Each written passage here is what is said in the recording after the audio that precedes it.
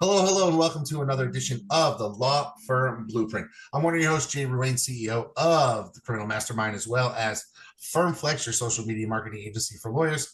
And with me, as always, down there, Seth Jehoshaphat Price. My man Seth is the grand poobah of all things digital at Blue Shark Digital, as well as managing partner and grand poobah, or did I already say that? I said it, of Price Benowitz, DC, Maryland, Virginia, South Carolina, Idaho, Wisconsin, and Louisiana. Seth, how's your week going this week? It's going great. And to dovetail to our guest, I think that when we're done speaking to Sam, we may have to open nationally because he's all about creating, funnels that I assume work better on a global basis than on the local basis. It's really interesting. I've read his book. That's actually why we have him on the show, because I wanted to talk to him about the book. And so I reached out to him and we started chatting, and I realized that, he's really known in the community as legal funnels, right?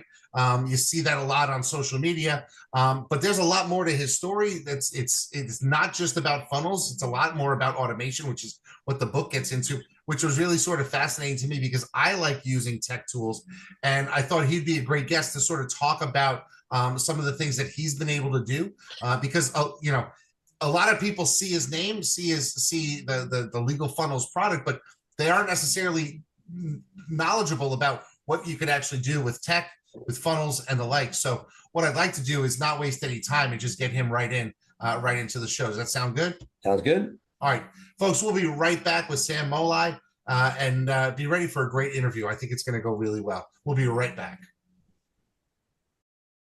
Hello and welcome back to the Law Firm Blueprint. We are now joined by a wonderful guest, Sam Mollei, who is here with us to talk to us about his book, about how he got into this, being a law firm entrepreneur. I think serial entrepreneur in the law firm space is the way to describe you. Seth, please join me in welcoming Sam.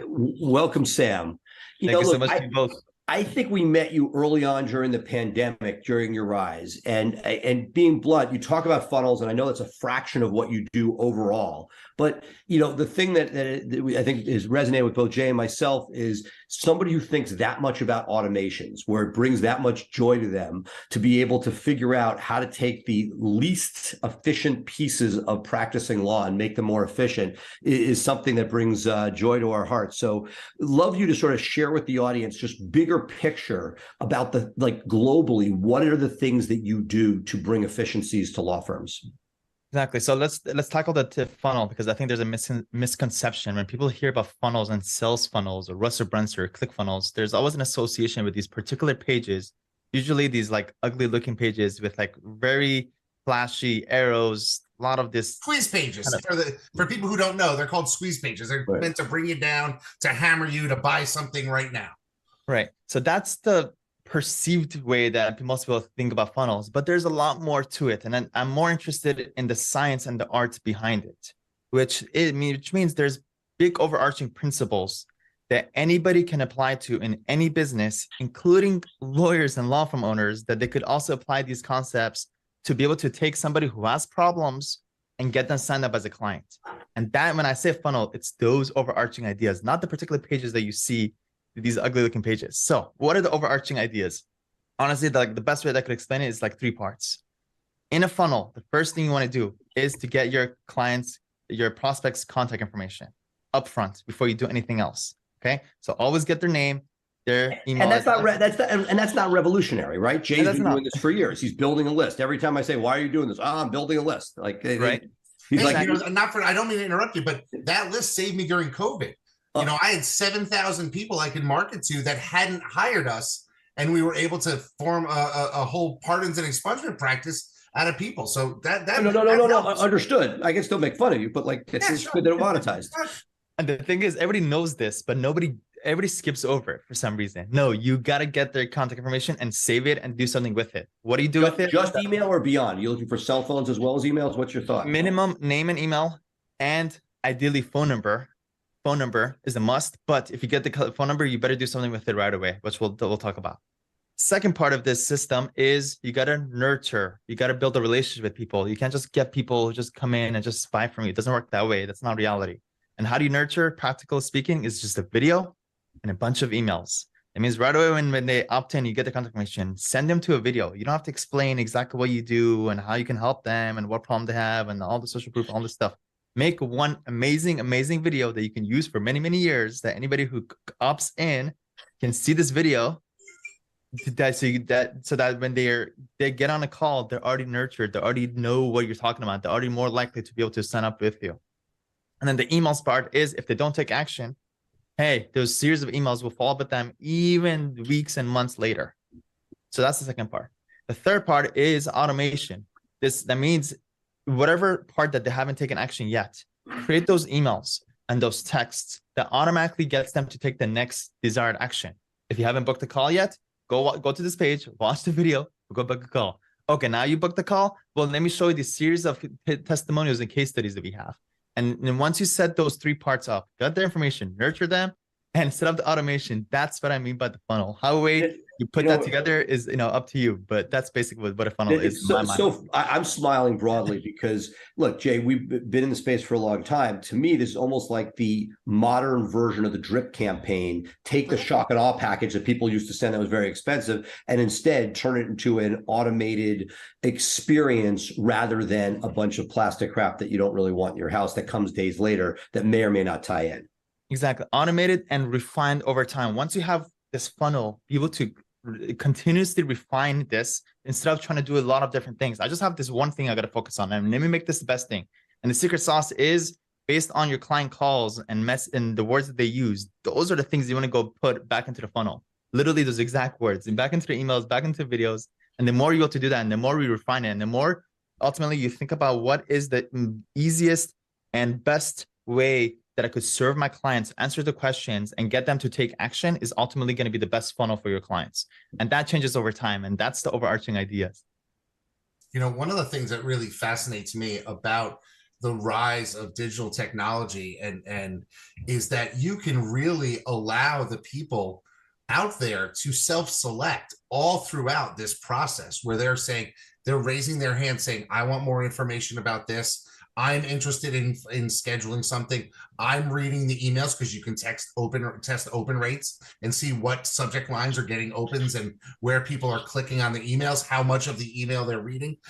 It's really sort of fascinating that it is a science. It's not something that you have to, deal with outside marketers. You can say, trust me on this, because you can actually turn around and look back at the numbers themselves and add things and divert people, and it's really a lot more technically advanced really in marketing than ever before, don't you think? Totally. And then the funnel is just one aspect of it, but more importantly is you have the traffic, where your prospects are coming from, and that's where you need to, like Blue Shark and companies like that, to bring you qualified people that have those problems, to bring them to your funnel for you to, be able to automatically follow up with them and do everything else. Well, I got two questions. One, do you use your own software? Do you use third-party software? What do you love for creating your funnels? ClickFunnels, and it's been like that from day one. And there's a lot of good benefits from being in ClickFunnels. One is it's just easy to set up, that you can easily also share with each other and copy and quickly get it up. Second is the community and the education that comes with it. Once you kind of fall into the ClickFunnels world, it kind of exposes you to other courses and things and people and conferences. And that is I think the biggest part of the ClickFunnels world. And the people that don't know about ClickFunnels, all of a sudden they enter it, they read a book, they start learning about it, and their eyes open up. And that's a start of a beautiful journey. And that was the journey that I basically started 5 years ago. Yeah, so tell us a little bit about your background, how you got into this yourself. Yeah, so basically I worked for a little bit at an employment law firm for about 6 months, but I knew I had to get out. And I basically had to create my own journey and basically start my own law firm. So I started my law firm, but I had no guidance. I had no idea how to do anything at all. So I had a lot of time on my hands. So I basically started reading a lot of books and watching a lot of YouTube videos and clicking on every article and everything I could get my hands on. And that's when I basically got exposed to ClickFunnels and funnels, started learning about SEO, taught myself SEO. Then I taught myself Google AdWords. And I basically delved into this whole world of online marketing. But the good news is I always had something to apply to. I had my law firm website. So as soon as I would go learn something, I would go create it right away. Learn about Google Ads. Create Google Ads campaigns and set that up right away. And I started seeing results from that. And my first kind of epiphany came was when I was on an Israel trip about 6 years ago, and I had one of these funnels set up. And the funnel was set up to basically get people to come from Google Ads, to go through my funnel, to go fill out an application, to give me the answers that I need answered, and get their payment all in one shot. And I would basically just turn on the Google Ads campaign. And then I would get notifications throughout the day, ding, ding, ding, of people making payments without me needing to sit there and explain my service, answer questions. So that, you know. And which widget were you sell? What was the legal widget you had? This particular one was for getting an EIN number for non-US citizens. So basically, it's something that you one pager. Yeah, it was one pager, but I noticed at the time there was no solution for this problem. It's just like one very simple one pager that you basically have to fill out correctly and follow with the IRS. Started offering this as a service, and at one point it was like 80% of my clients at one point in my law firm. But which also we could, in that volume, also got your review count up. Yeah, exactly. That helped a lot with that. And at the same time, like, wait a minute, this is so easy. I just have to bring in some traffic from Google Ads, create a funnel for it, set up automations for them to go through the application and make the payment. So I basically duplicated this for another service for ITINs and started duplicating over and over and over and over. It was literally as simple as copy and paste, write the same emails, make some webinar videos, automated videos. And I basically rinse and repeated the whole process over and over. Look, and then also, yeah. Yeah, no. But awesome. Right? These were like out of the box things. And I get that the funnels will work for anything theoretically, right? You know, some less good in that, like a criminal case has less time, but if you still have a video getting used to the lawyer, that's all awesome. Are there orders of magnitude when you have stuff that's outside the box versus some of the more traditional areas? What have you learned? Because it's one thing to sort of say, hey, look, nobody's doing this. That's going to be a wildly successful funnel versus family law in Albuquerque. How do you sort of tailor it? Is there a difference between a one-off product versus something that's more commoditized? Totally. It's a very good question. And I also had the same kind of questions. I'm like, okay, maybe I could see how this could work for transactional or for this particular thing, or if there's a lot more of these, maybe it makes sense. But I learned over time and through exposure to other people's funnels that were even outside of law, that basically funnel can be applied to anything and everything. It doesn't matter as long as there's people to have problems and you can solve it. That's going to ultimately, you're going to work your way until you get to building a funnel, because that's going to be your best chance that you have to getting them signed up. So as much as I'm concerned, it could be applied to these overarching concepts that we talked about, those 3 points. It doesn't matter what it's for. Ultimately, there's people that have problems. How do you get them signed up as a client? That's basically the way to do it. Second thing is, yeah, there are some practice types that give you a higher chance of succeeding with this. And I'll give you two. One is, a lot of people miss this. The value of the client really matters. So if you're trying to build a funnel for something that's like $300 or even $1,000, you're going to have a hard time. Why? Because there's a cost to getting this client. Even if you know what you're doing, your cost is going to be anywhere from like $300 to $1,000 potentially for you to get a client. So if that's the case, you better make sure that you have a high value for a client that you get, and make sure that's as high as possible. So I think that's something that a lot of lawyers don't ever talk about. I mean, I'll be honest, Seth, I'm thinking about it now. I don't think in the last 6 months on this show, we have talked about cost per acquisition, cost per lead. You know, it's something that we factor daily. We're looking at it. I know you are definitely in my office. I know Sam, but a lot of lawyers are just like, I don't know what it costs. And it's interesting to me. I'll just make this point and then I'll shut up again. I hear a lot of personal injury lawyers who are like, well, you know, I got that case referred into me. So there was zero cost per acquisition. And I say, you're giving away a third of the fee. That's a lot of cost. Well, and you say that, but what about the branding? We talk about, the stuff that you're doing, the time you're doing. I mean, that third is an ROI on your relationship. I mean, the time you're spending with that person developing. Let's get back to Sam. Yeah. So high value, whatever that is, in my head, mine is like, I want minimum 3K, if not 5K. Well, hold on, time out. But you just did this EIN thing. That couldn't have been 3K. And that's why I basically stopped it, because, it was fun. It showed the concept, but it wasn't. It did. It did pretty well for like 4 or 5 years. It did pretty well. So, but what was the cost of your EIN product? Basically like $150 to make like. Right. But I guess to my original point, the cost of media was so cheap because nobody was fighting for those clicks. Right. For sure. And at that time, it was also optimized. So anybody who would try to enter the space, I had a lot more, optimized funnel and system to be able to get it at a lower cost than them. But whatever it is, the point is, make sure that it's, higher value. And the third thing is don't limit the geographic location also matters. These days, say it again. The geographic location that you can serve really matters. It's like business 101. Make sure that you can charge high, and make sure you have a bigger the pool to fish from. So, if you're just serving your city, practically speaking, it's going to be very hard for you to have a long, sustainable, business that's going to consistently bring you clients. But I have a question. I'll challenge you on that in the sense, like, obviously it's more successful, right? So immigration lawyers have hit big on TikTok because anybody in the country, if not the world, could be a client. Get it. But when you're a PI lawyer or a criminal lawyer, the cost of the case, the value of the cases is so high that you're already doing media to bring people in. Why would, yes, it's not as successful because it's more expensive, but isn't the same principle at play for a smaller geography? You're right. And I guess it depends on your competition and who's in your city. If you're a big person in a small city, then you probably do well. I'm just general kind of overarching big. It's easier if it's a national play, which is why the course creators give this space. I don't want to say a bad name, but you could use it, as I heard the Wolf of Wall Street guy. Yeah, he was saying you could use this for good or for bad. You get people in a funnel. You could sell them nonsense, or you could sell them value. For sure.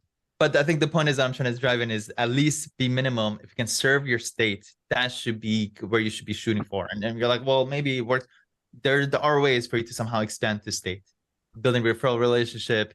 You could also be multi-state. I just mentioned something you'd like by hiring a UBE lawyer, or, UBE lawyers and referral networks and things like that. Ideally, state, multi-state, if not federal, usually give you a higher chance. But that doesn't mean. I'll challenge once back, which is okay. So let's say you're in criminal PI family, right? State specific stuff. Yes, PI is easier to refer out. The other ones are harder to refer out meaningfully, monetizably.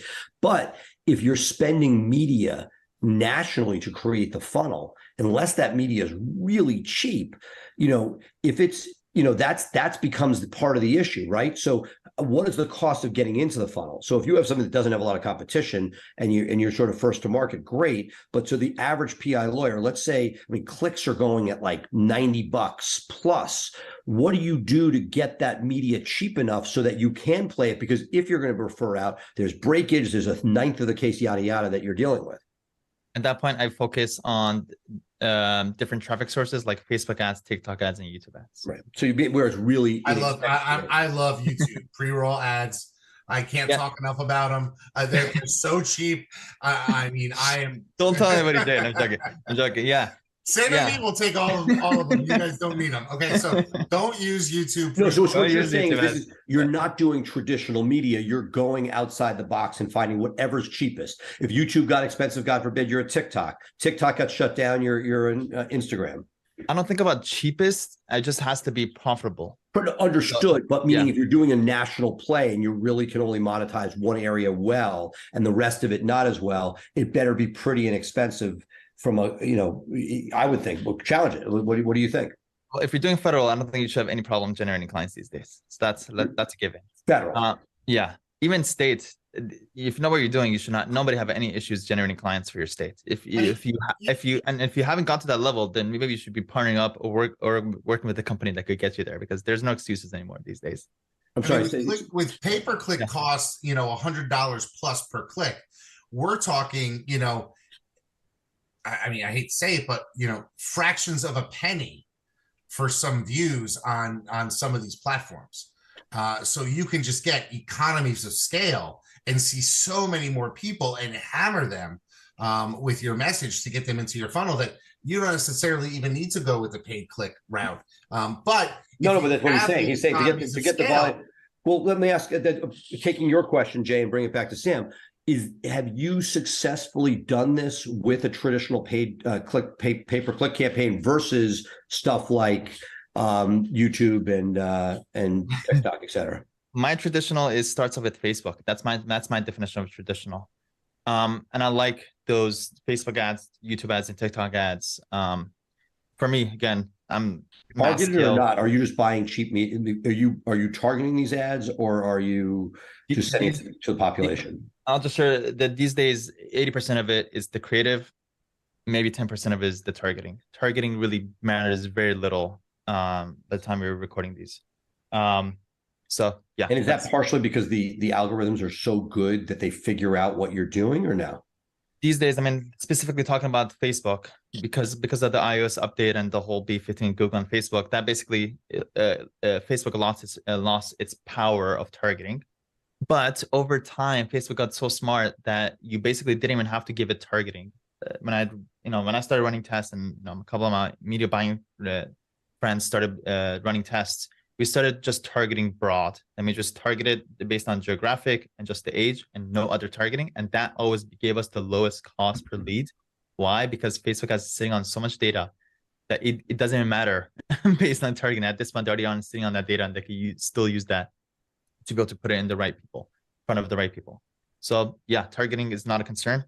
It just comes down to the test of how many angles can you take on different ads, and do that over and over, and do that on a weekly basis, and being very, very smart about it. And have some law firms that I've tested out 800 different ads, but once I find out one particular one, that one ad gets me a lower cost per lead and cost per acquisition, much lower than 99% of the other ads. So I'm just trying to find that top one, find it, run with it for as long as I can until other people come and figure out what I'm doing and try replicating it. So we talked sort of before the show that ClickFunnels are really a fraction of what your passion seems to be automation. Talk to me a little bit. What are your passions in this space beyond? Because you wrote a book about it. You wrote a book all about law firm automation. So let's talk about that, because I think it's important. Yeah. So a lot of lawyers feel like they're kind of, the law firm runs them. And when my first time when I basically created the law firm that it could basically run on its own, it was very empowering. I'm like, I created this thing that could basically work itself and grow also by itself without me needing to get involved. And that's the true power. It's just very empowering. Why would you want to do that? Because it gives you that you could take that time and create more of these systems, or take it on to the end of the level, or do passion projects and teach and do whatever you want. Everybody has like different things. So that's the reason why. And I learned over time is that essentially the light at the end of the tunnel is everything can be automated. And people that say that it can be just haven't figured out yet how it could be. But the mindset is everything could be automated. It's little by little progression. And these are all things that Jay is amazing at, because, he shares these little systems and things. You just have to put those pieces together. And essentially the whole idea behind systems is when this happens, go automatically to do this. And that's either done by tools or what I use, virtual assistants. Those are like what, is what connects the pieces together. So I basically figured out a couple of different cool, snazzy ways to be able to automate things, including, how to automatically ask for reviews, which I've been able to automate to collect over 3,000. Also, I've been able to automate my email inbox. I literally answer emails less than 20 minutes a week. It sounds absurd. By the way, randomly, I don't know, by luck of draw, when you guys emailed me this morning, I'm like, I just happened to see it. I'm like, oh. But anyways, so I don't answer emails. I don't follow up with people. That's automatically. Well, let me ask you a question. So that this morning we emailed you just confirming time for show. That was like a pure luck. No, understood. What would happen if you had not? It wasn't luck. What would normally your course be if you're automating emails? If it's already, it's set up in a way where I have my team that knows the big picture. I meet with them to understand the big picture, and they have a role to go get that big objective done. So let's just have would your team have seen it and said, okay, I'm asking confirm, it's on the calendar, it's on the calendar. Just like you guys have set up. You guys, give them access to have roles, you give them access, they're in charge of that. Particular emails coming from particular people goes to their attention, so they'll be able to deal with those things right away. So yeah, they would have probably updated the calendar, or worst comes to worst, they have different layers of communication. We have Slack, but now like the ones that really need my immediate attention, like emergency things, they just like they text me on my cell. So they probably would have texted me, hey, by the way, your thing got updated or whatever. But the big picture is a lot of those things could be automated, and that's basically Virtual Law Firm Secrets kind of gives you those practical ways to be able to automate those pieces. And it's all practical. That's the best part, is that because give us top 2 or 3 things that you're most excited about. Emails, because it's the one that I think most people struggle with the most. I was also, again, in that world for like 3 years when the funnel stuff was working. I funneled people in through my emails because I didn't have time to talk to everybody on the phone. So I was like, I could answer, 40 emails in 30 minutes versus talk to one person for 30 minutes. So I funneled everybody through emails, but now I was stuck sitting there answering emails from literally from 8 in the morning all throughout the entire day. And I was doing pretty well. I think at the time I was making like 30, 40K a month, but I was still a slave to sitting there answering emails. And I'm like, this is not sustainable. Like, I didn't sign up for this. I didn't want to do this forever. And out of desperation, I basically figured out, hey, I could use basically text expander tools and a tool called Mixmax that automatically could send emails and follow up emails for me inside of my Gmail. So I basically created a structure using Gmail. I created labels as kind of like a way to create different departments or organization out of the different types of emails. Then I created Gmail rules based on what the emails, certain words that the email contain, or if the email is coming from certain people that I built over time. And those emails are automatically labeled. And then I have different VAs who are in charge of those different divisions that use different Mixmax templates and sequences to automatically respond back to emails and automatically, send follow-up emails, which Mixmax takes care of that. And that was like the vision. And I could tell you, I'm like 3-4 years into this building the system, and I don't answer 98% of my emails. I only answer about 2% of my emails that are labeled to my attention. And those are just the most important ones. And even that, I got to a level of basically where I took my highest paying VA, which is my best VA, who knows about the big picture, who can also go through one round of those emails first. And then maybe whatever's left over, then I get involved every couple of days. That's awesome. That's really good. Okay. So love it. Email hack. What else do you want to share? Reviews, collecting Google reviews. I'll leave that little secret sauce in the book, but there's a very specific script that I use, which is a very certain way to ask. And a lot of people, there's a lot of sources and books out there. I don't know why nobody's like tapping into this specific way of asking. And I kind of figured out this formula from when I learned about how people were asking for link building. Seth, very appreciate this. So there was a certain way, I don't know if it was like Neil Patel's blog that talked about how to ask for links and whenever you're doing SEO. And from that, I basically applied it to asking for reviews. And when I switched over to this particular way and also connected Mixmax to it, that automatically sends the follow-ups for me. That's when I started having a much higher conversion rate of the people that would actually leave me reviews. So that's and the follow-up is the key, I assume. Yeah, the follow-up is the key. And I'm amazed. I've literally taken family friends cases for nothing, gotten remarkable results that have saved people's lives, and review never appears.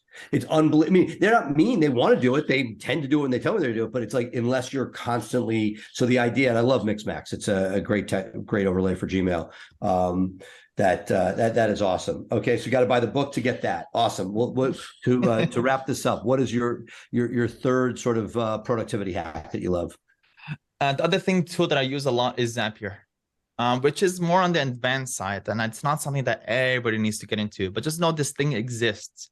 And if you can just get somebody to set this up for you, that's key. This audience, I think, they've been, within the greater community that we're in, that is a, that is something that is leveraged. The question is, using it to its fullest. I assume that, like most people, you scratch the surface on what's possible is probably what I'm trying to get between the lines from you.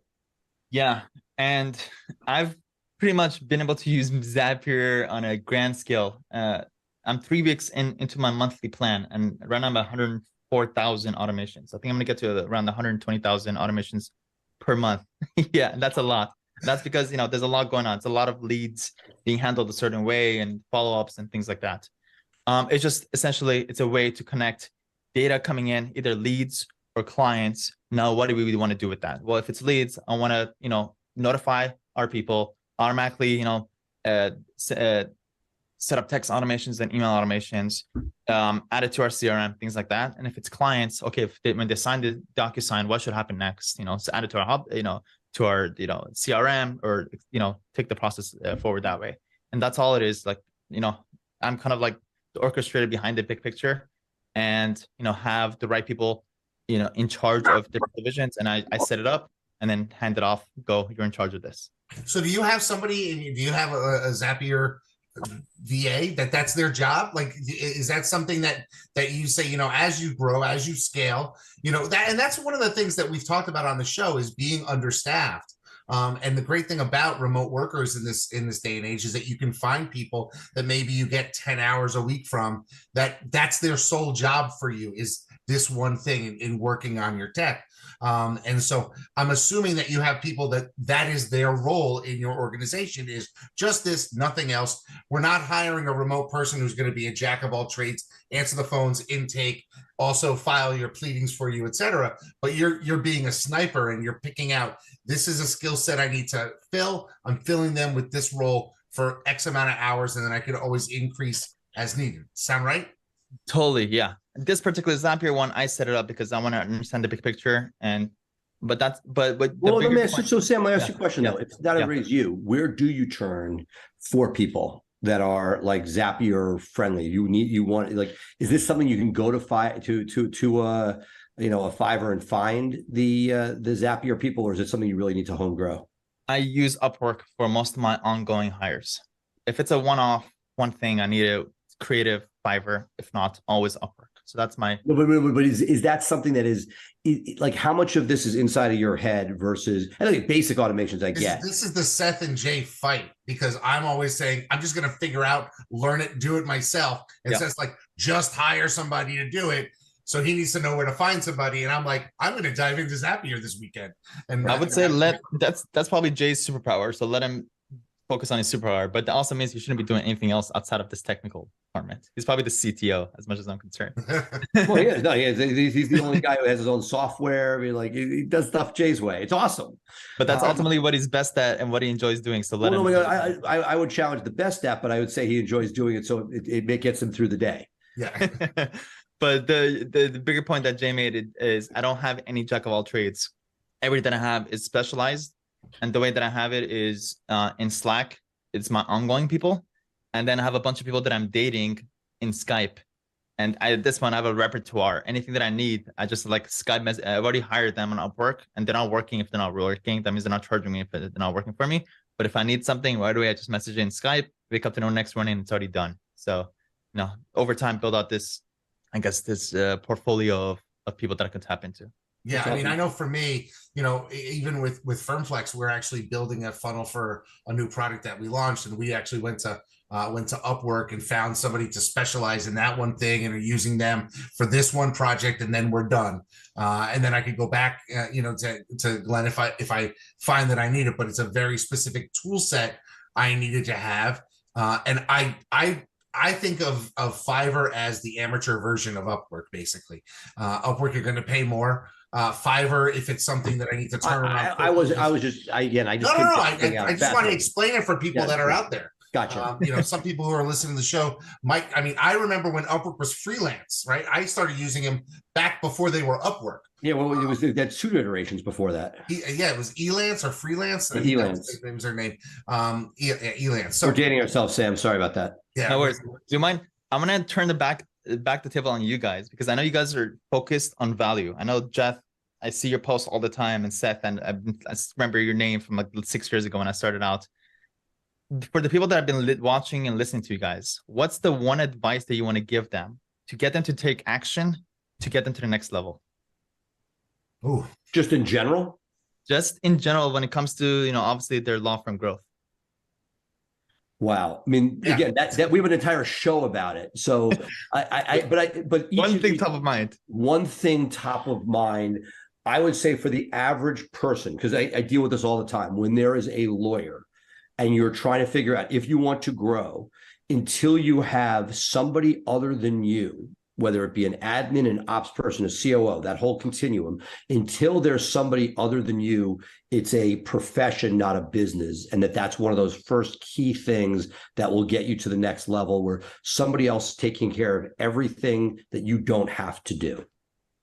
For me, I think that one of the things that you can do as a small firm that really you miss out on some great opportunities, and I think it dovetails nicely with your use of automation, is using automation to stay in contact with your referral sources. Because I have found a lot of lawyers neglect their referral sources, And that is missed opportunity. And so for us, we went so far as to we created automation to send out thank you cards when cases come in. And lawyers who refer us business get tagged as the referring lawyer on a file. So we're using an API from a company called Handwritten to be able to generate those notes. We're doing things like automating GIFs that go out at certain points in the process. Using APIs and Zapier when we can't use an API. So what I'm saying is a lot of people in this market that are saying, I'm going all in on digital marketing, but I think you need to segregate some period of time to actually get systems in place for your offline relationship building, because there's a lot of money that's on the table there. So Sam, part of our show is just us disagreeing. And I would say, Jay, that may or may not work for others. You're Jay and people love you. I think people love me because I keep in contact with them. Agreed, but that's your DNA. As much as you may say an introvert, you don't like going to conferences and seeing people, you still are this force of nature that you scaled, both some in person when you still like to go on the road, as well as now that you're curmudgeon, on the T-ball field. But I think that like if I look at Sam, he's living proof that that's not necessarily the case, in that if you did nothing else but worked on your automations, would you do better? This is the thought question. I don't have an answer to it. Would you do more? And that's always the back and forth. Like you have a case study as to where you'd say no, interpersonal better, but generally for the average. What I'm saying is take the automation to the interpersonal to relieve some of the burden on you every day, where you don't have to be the one executing the contact with people, but you're still able to feel like there is that relationship growing. And the interesting part, Sam, that this comes from is the discussion we've had is, should your associates, as you scale, should they be developing business or doing it themselves? So yes, these things work, but if you're not a superstar like Jay, and most of our audience are superstars where this would work, where the automation of your relationship building is there, but is it scalable as you scale your firm beyond you? No. And the reason is everybody has superpowers and what they're good at. And I want people to find out exactly what that is and triple down on it, and everything else delegate it to other person. That would be Jay's superpower is this, and he found his leverage. And I want you to triple down on it and make a course about it and help as many people as you can with that. And then it's funny, Sam, that you bring this up. Before we shot this, I was at my video studio because we built a video studio for my office, and I put together a 30-minute how to be a better presenter to groups for lawyers that will eventually show here in the Law Firm Blueprint, just to give it away. But I'm going to make people opt in and give me their emails to get access for it. How about that? I love it. Sam, those were prophetic words to conclude on. That's awesome. Really, Sam, thank you so much for being with us. I advise everybody, if you haven't picked up the book already, make sure that you get it. It's available on Amazon. I got mine. Let's get the link in the we'll have the link in the show notes for sure. It's a great book. It's an easy read, but the nuggets in there that you're going to take from it are really good. It's not a typical lawyer, let me tell you my life story. It is, let me show you what you need to do, practical tips, and I would highly recommend it. I hate reading books. I like to read magazines and blogs. I find it difficult to read books, but this one was an easy read, and my copy is marked up with ideas and things that I want to do. So thank you, Sam, for writing the book. It definitely helped me out. Amazing. And could we also put it out to the universe that we're going to meet each other and have some drinks and hang out in person? Because I'd love to do that. Sure. Yeah. I'd love to do that. I'll get to a seminar one of these days. I was going to say this December in Jerusalem. I'll see you there, Sam. Oh, nice. I love that. We were just there a couple of months ago, but we're already thinking about the next one in July. I think we'll be there in July. Well, we'll be there December. Amazing. Awesome. Amazing. Very nice. All right. So that's going to do it for us here on the Law Firm Blueprint. Thank you, Sam, for being with us. We'll be right back to wrap up the show. We'll be right back. Well, Seth, I don't know what to say. I thought that was really fun. It's cool to talk to someone like Sam who is pushing the envelope. 2 weeks ago, we had a show where we were talking about getting out of your office, getting out of your headspace, looking at things from a new perspective. And I think Sam brings that to this conversation today, that there are things that you can revolutionize, change up, do differently if you just think about them a little differently. What were your takeaways? No, absolutely. It's like pushing everything one step further, right? It's not like this is day one. We are all capturing people's information, but what are we doing with it? And the idea that you're going to send something of huge value to people may happen for a while, breaks down. I see this, for years in the DUI space, people sent very expensive letters when people have been arrested. If there's a way to sort of be able to keep that communication going, we see it. You land on vacation in Hawaii, and next thing you know, the whale watching people are constantly at you, and they're bringing you down. God forbid you actually reach out and have an interest. They're not letting up until you've either said, I'm not going on your trip and I've left the state, or you sign up. So, I think it's great. I think that each piece like this inspires you to push yourself further. I know you're naturally like this. You love tinkering with stuff, but it's just cool to see somebody who's done it from moment one before he put infrastructure in place. Yeah, it's really interesting to me. And you made a little mention about being on the T-ball field. And I want to talk to everybody, and just so the anecdote will take about a minute or so. My son's been playing on the same travel baseball team now for 3 seasons, and we had tryouts this past weekend, and we showed up. But there's some questions as to whether or not the team has enough players to be able to stick around, because some kids have moved away now that COVID is over. And so he actually tried out for another program.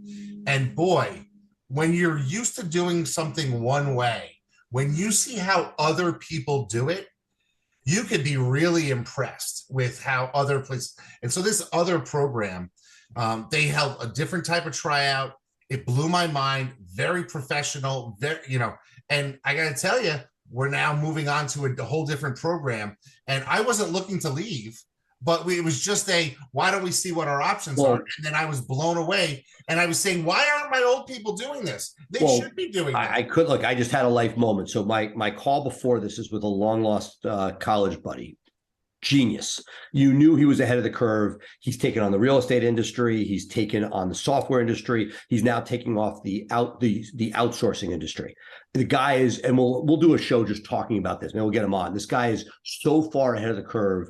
What we're talking about now in the last 2 years, he's been doing for 10 years, first for himself and then otherwise. He has his own, the equivalent of 15.5 already built into his software, meaning like it is just, when you see these things and you're like, oh shit, this guy is doing these things, I think it pushes you, because like we're playing checkers, he's playing chess. Exactly. But the idea being that it just means you have to be one step better. Just take 2 or 3 steps, add some automations. What are you doing? You're paying this money on pay-per-click. What is happening with the piece? Can you, instead of just sending an email, get a video out? Those basic things, each piece incrementally making yourself better. Yeah, it's funny.